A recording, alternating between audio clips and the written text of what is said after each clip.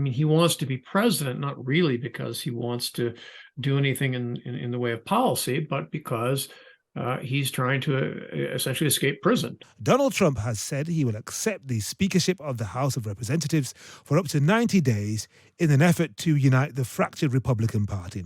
And this comes as a poll for the Daily Express US revealed up to 47% of Americans want Trump to be named as the successor of the GOP's Kevin McCarthy, who was, as you'll remember, removed from office after an historic challenge to his leadership from within his own party.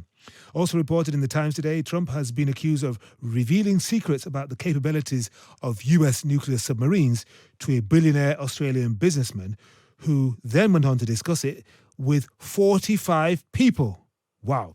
Let's talk to Frank Bowman, Professor of Law at the University of Missouri and author of High Crimes and Misdemeanors, A History of Impeachment for the Age of Trump. Where do we start? I mean, shall we start with Donald Trump saying, yes, if you want, I will be Speaker? I mean, is that nonsense? I mean, I'm assuming you think it is, given that he's now endorsed Congressman Jim Jordan for the job. It is legally possible for him to become Speaker of the House because the U.S. Constitution and the rules of the House do not require that to be Speaker, one be a member. So that's possible. There's another potential impediment in that the current rules of the House of Representatives say that if a member of the leadership is under felony indictment, they must step aside during the pendency of the case. And of course, Mr. Trump is now subject to 91 felony indictments. On the other hand, the Republicans, if they really wanted to make him Speaker of the House, they could change that rule. So it's theoretically possible. I'm quite doubtful that Trump himself has any real interest in being Speaker of the House, except as some sort of ego boost. I mean, he wants to be president, not really because he wants to do anything in the way of policy, but because he's trying to essentially escape prison. He hopes that by returning to the White House, he'll be able to derail the pending federal prosecutions against him and perhaps evade the state cases through some invocation of the Supremacy Clause. So I don't think he really wants to be Speaker of the House. And I honestly doubt that the Republicans, as enthralled to him as they are collectively, would really want him to be Speaker of the House either. I think they recognize what a massive clown show that would produce. Yeah. But they may feel, at least some of them, are going to feel compelled to kiss the ring.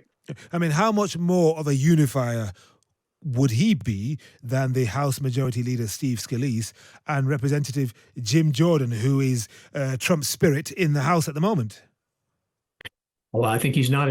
Trump has never been a unifier of any kind, and certainly Jim Jordan is not. I mean, Jim Jordan is essentially an institutional arsonist who has been busy destroying the norms of the House during his entire set of terms in the House, and he's now an arsonist who wants to preside over the House he's been busy burning. Moreover, I don't think he's widely popular in the Republican caucus. The problem is, of course, as we've seen with McCarthy, that given the very, very narrow Republican majority, in order to get anybody in as Speaker of the House, essentially all but perhaps 4 of the Republicans have to agree. And it's a little hard to see how you're going to get that kind of unanimity at any time soon, which is, if one is of the other party, may dispose you for a moment to laugh a bit.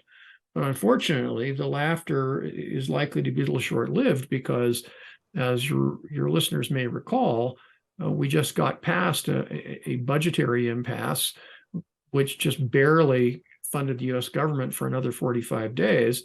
And if the Republicans can't get their acts together within less than 6 weeks now, the large chunks of the federal government are going to shut down, and perhaps even more critically, there will be no funding for the war in Ukraine.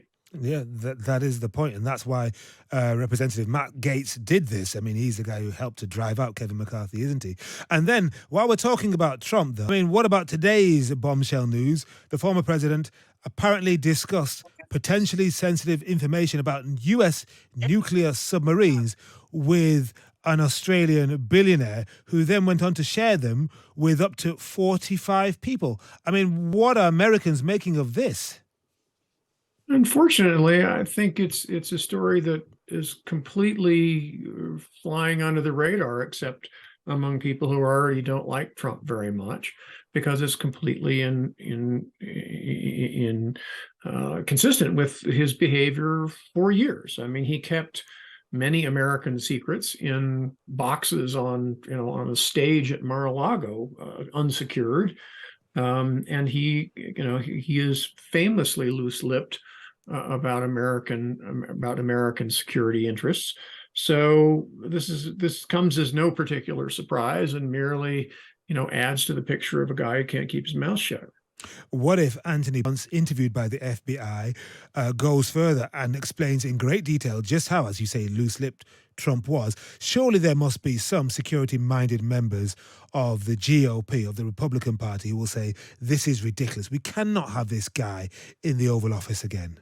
Well, the problem is that, if there really were a significant majority of Republican members of the House who believed that,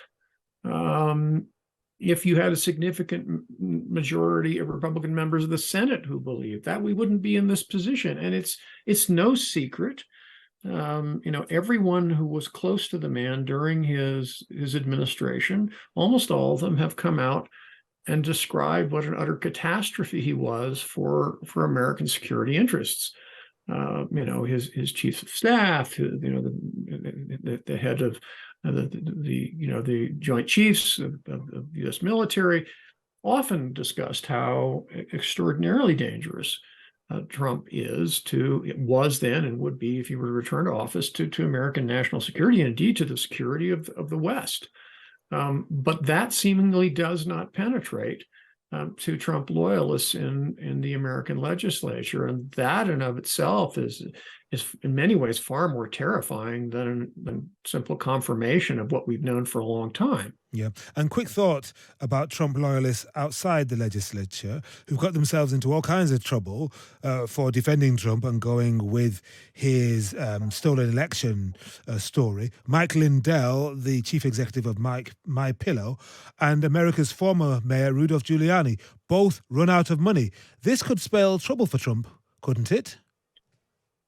Well, potentially. I mean, of course, those cases are simply another illustration of what has now become a truism about Trump, which is that everything that Trump touches dies, and everyone who becomes associated with him at some point or another ultimately ends up cast aside and disregarded. And Kevin McCarthy is the classic example. Kevin McCarthy helped bring Trump back in to the Republican fold by going down to Mar-a-Lago and shaking his hand mere days after January the 6th. And yet when McCarthy was up against the wall in this last week, did Trump come to save him? He did not. He did not. It's amazing.